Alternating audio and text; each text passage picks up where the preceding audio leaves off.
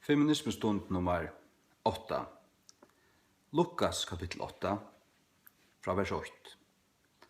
Og det bare at han fører ut jøknen kvønn sted og hver jeg bygd, predikande og synande glæv og tøyender kongadømmes gods, og tar 12 var vi honom. Tar 12 kvæt, ja, det hørte vi det sørste innslaget, han sa 12 mannlige apostlar. Så stender vers 2, og avvisar kvinnor, som var vornar grøddar fra ytlen Anton og Vojkløykon, Maria, kalla Magdalena, utur hverje føru tjei djevlar. Kanskje en restsaka djeveløysene, hvor void. Og jo Anna, kona Kusa, bostjøra Herodesar, og Susanna, og mengar ærar, som tanto honon av futjarevnon søgnon. Det er dette som jeg vil byta mest i. Jesus fyrir sted her, tar prætika og gruva, og han ser 12 apostlar.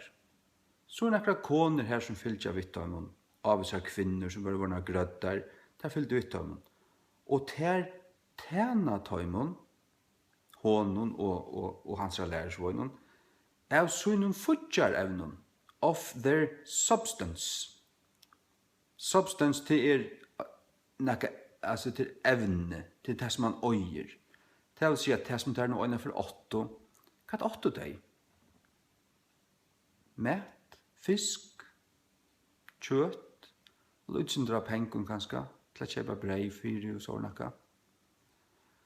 Det vil si her fyllte nekka kvinner vidt om, kanskje 5, 6, 6 kvinner,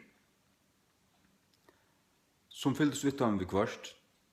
Og der tanto tøymen er sånn futjarevnen. Hvor ser der tanto tøymen? Hvor ser der tanto tøymen? Hvordan tjener kvinner mannen? Gjørst om mæt, lukas med svara. Her er vaskat tøymen, klæger, og tanto tøymen, det varst. Er sånn futjarevnen, det som der 8.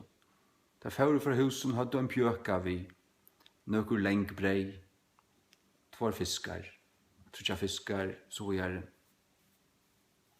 Det som der nå ene fra 8. Og medan tar vi her prætika, så har vi her vært her, ankra har vært vi, men så har vi nekkra vært ute i løtjen kanskje og vaska skåla noen klæger, og hinner hava kauka 2 fiskar og et eller annet. Hatt det naturlige. Hatt det naturlige. Og så får de få rei eier til heta her. Hatt det kuan, hatt det øysa vera så, jo det øyna vera så. Hatt det godelig, hatt det bøybelst. Kvinnan var skapt som en hjelp for mannen. Og det vil jeg ikke, til det fotlar av djevelen i det. Ta var et god til dere. Det er simpelt hens og ljøtar. Jeg er ikke årfyrt du.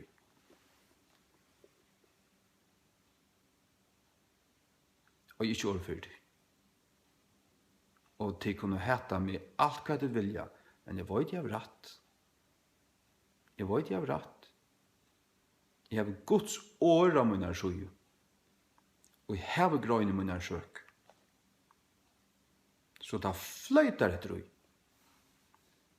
Gjør så vel.